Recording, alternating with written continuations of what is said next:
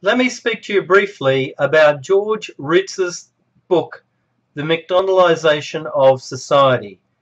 Ritzer took off or departed from ideas by Weber, which spoke about the rationalization of society, its abandonment of traditional sets of practices, often decentered, in favor of a large, bureaucratic, centralized system where everyone was allotted their particular tasks and administered and managed in that way. Now, Ritzer moved from these ideas to look at the McDonald's restaurant and how its practices were increasingly spreading from fast food restaurants to other areas of Western civilization. He made a number of observations about what he called McDonaldization.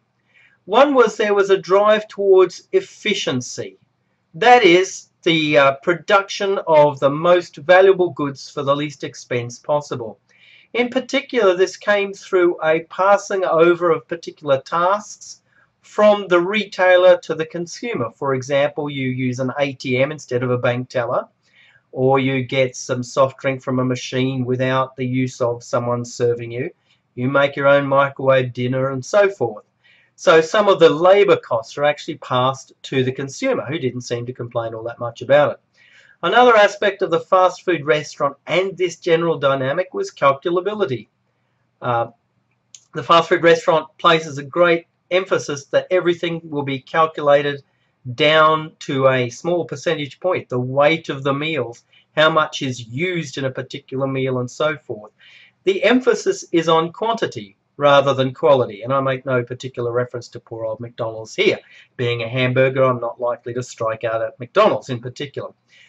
Another aspect that you find with McDonald's, but also increasingly with globalized industries, is predictability. That is, that whatever the environment, the Big Mac, the large fries will be roughly the same. And this is spreading across lots of industries that have a global presence. Now, of course, there are some adjustments to this, and you might now get local adaptations of McDonald's in particular countries. And this has taken place since Ritzer published his book, and it's very interesting. Finally, one of the dynamics you find in the fast food industry, spreading across to many other places, of course, is the replacement of the human by non-human technology. Now, when humans are used, they're controlled very strictly, and of course there's policies and procedures, rules and regulations that outline exactly how a human has to work. But what they really want to do is replace the human altogether by, well, by a robot or by automatic machinery. This reduces the number of human beings and, of course, the cost of the human beings in the production process. We see this in many industries. The car manufacturing industry would be an example where automation has had a large role to play. And even university lecturers are being replaced by hamburgers. This is something to think of. We'll talk more about the McDonaldization of society.